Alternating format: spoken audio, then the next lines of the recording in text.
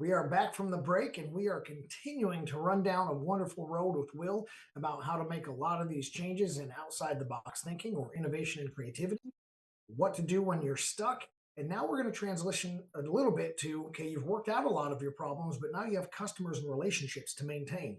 You have networking, you have things like that to keep pushing forward. So if you missed the first segment, make sure to go back and watch it. He dropped some serious wisdom. And now we're going to continue with Will's wonderful, beautiful brain here and start asking about now that things are going, how do we expand it? So, Will, let's talk about all of these professionals out there. How do they create authentic relationships in their industry, specifically that networking?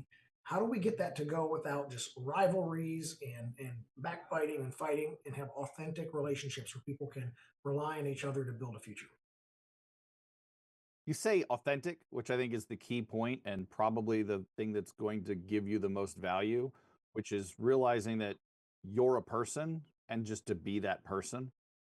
We get caught up in where we work and who we work for a lot of times, especially if you're in that sales area where like relationships are very critical.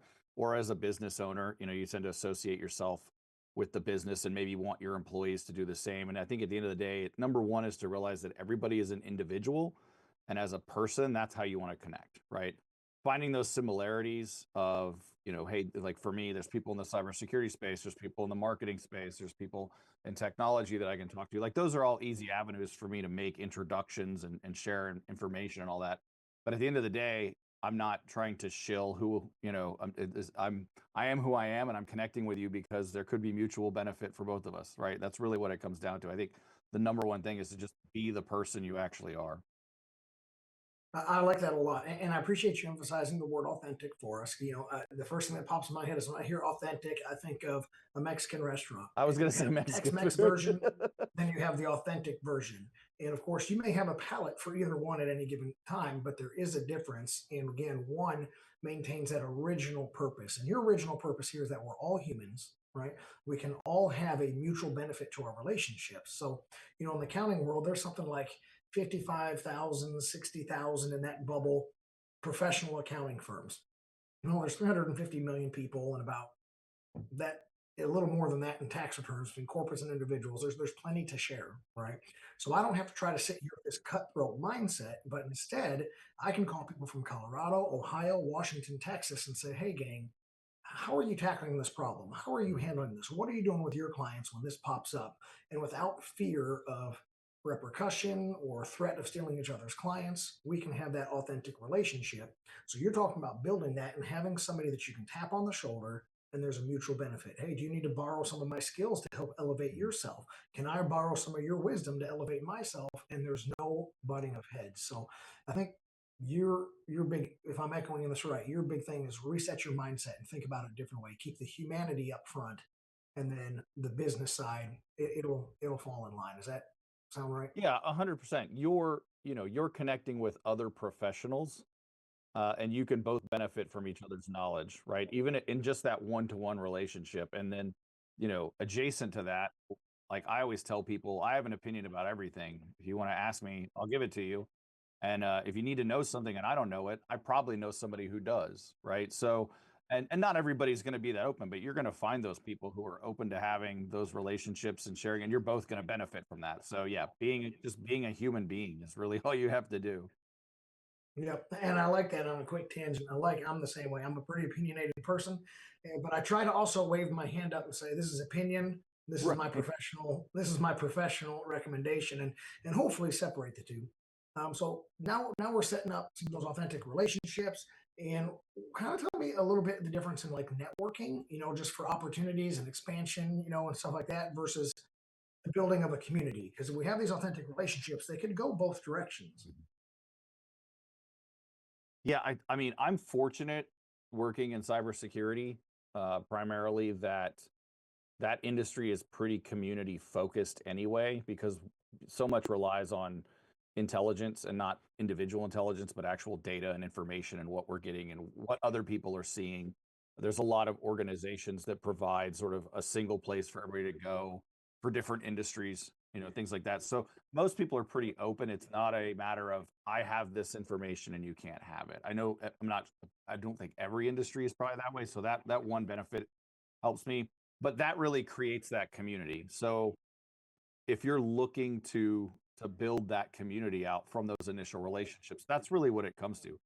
Find ways to get people together to share information so that everybody can benefit from it. There's lots of people out there that do that for free. Even though and then there's other people who have, paid services where you can kind of get an additional value from it, right? But they're not gatekeeping the fact that they have all these people available to you. So I think that's really what it's about, is finding your group and then finding those people who are going to be human to you and having it, because there's always going to be that one person who's, harumph and going to ignore you. And that's fine. You move on and find somebody, talk to the people who want to talk to you. And you'll find enough, and they'll know more people that want to talk to you. And then you'll end up eventually building a community. And for a lot of industries like cybersecurity, it's critical.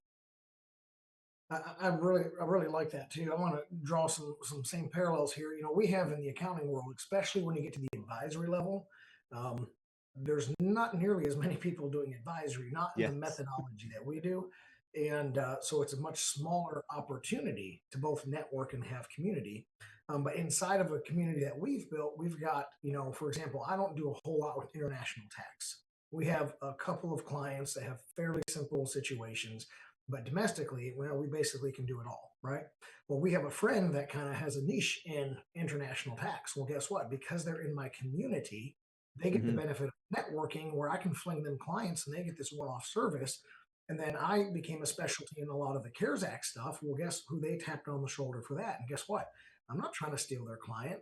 I'll do this one off special project and help them, and that's where community gets better.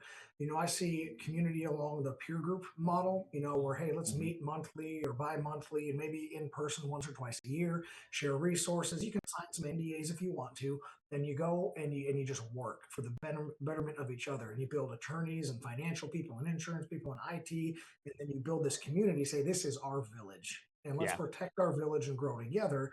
And then networking is like, hey, if can you make me the guy that you know and throw me some Right. Right. clients, and You then get. and then you can be the guy that I know for this topic over here. Is that, are we drawing a line in the sand that makes sense Yeah, semantically? and it's interesting you say that, because I just had a similar experience, and it's, I've been a security professional my whole career. Even though I do things around sales and stuff like that, I'm not a salesperson. So if I send a chief security officer an invite on LinkedIn, it's pretty highly they're going to accept it and click and connect to me. And I was with a community group where other people in different industries who are, they're running their own business similar like I am, and they're struggling to get connections because, their profile screams that I'm a sales guy. And it is tougher for those. So that's where you get the difference, is like, well, if you're part of the community, you can find ways into the community. You can get introduced into it. You can go to those meetups. There's things like Discord. There's all kinds of other, Slack channels. There's a lot of like virtual stuff you can participate in to become part of the community and build that trust up that you need to get those introductions, versus networking where, I have some experience on the sales side and on the channel sales side. And I always kind of joke about, the person who has to go find a new logo to bring in new business. That's really hard work. The person who has to build a channel, the work isn't, the work's still hard, but it's very easy for me to go connect to somebody else who's got the same job and go, hey, can we help each other make money? Right. And that context, I think, in the terms of we're networking, is how can we help each other versus, hey, let's become part of this community and let's build trust and establish yourself as an individual, as a brand, right? Yeah, I love that. That's super clear. Thank you for explaining it that way. That's really fun. I like the good references because my communities are different than your communities. I don't have a whole lot of Discord communities, right? So Yeah, so I no, like that a lot. accountants getting on Yeah, right, Discord. right. So now we've got this. Let's say I've entered a community, or even I'm networking with somebody. Give me maybe some specific tips or tricks or ways that you follow up and maintain connection. How do you keep those connections nurtured over a long time? Right. Because I'll tell you, something I'm guilty of is having a really strong first impression, and after a year or two, I let my relationships taper.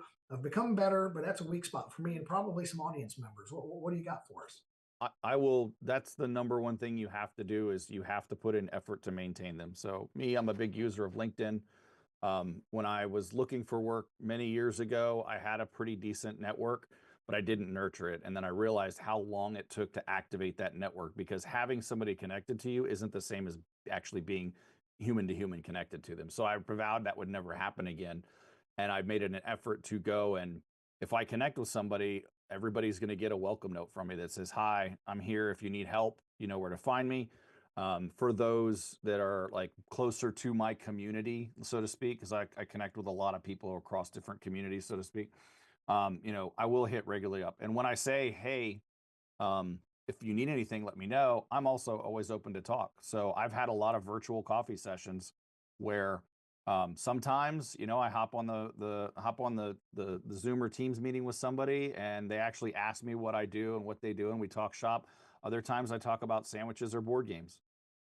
It doesn't matter. It's just making it an actual human connection. You're going to connect to people who aren't interested in that, and that's fine.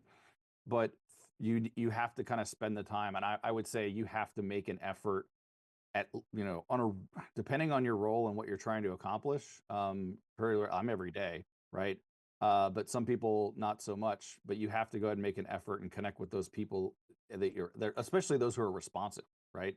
And Yeah. you have to go out and continue to contribute beyond the direct messaging, instant messaging, right? Looking at, contributing from a social media standpoint, at least contributing to the post, or from a person to person standpoint. Hey, let's grab lunch this quarter. Let's go ahead and have a meeting. Let's catch up. Like, I had clients who I would fly out to during their budget season every year and sit down in the room with them and their team and be like, "Hey, okay, this is what you guys are doing. Here's my thoughts. Hope it helps." Right.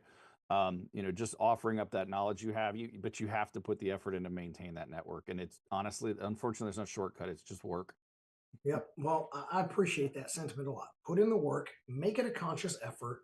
Probably put some calendar reminders, notifications, or let whatever systems you have in place lead you, because our human brain, Mark Twain says, a short pencil is better than a long memory, right? So we want to write things down and let that do the work for us.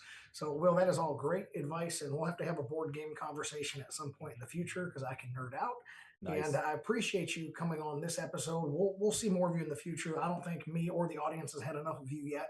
So thank you once again. Will, how do we get a hold of you if somebody really likes what you're saying and wants to take this advice to the next level with you? Sure. LinkedIn, I'm always there. It's WILKLU at LinkedIn. And that's also my website, wilklu.me. There's an outreach form on there. It's set specifically for services, but if you wanted to use that to reach me, that's fine. And I host a podcast on YouTube called The Keyboard Samurai, where we talk about cybersecurity business. That's there also. Well, this has been fantastic. Thank you for coming on. Everyone else, we have only reached the halfway point, so there's a lot more good to come on this episode of Pivotal Change. Sit tight. We'll be right back after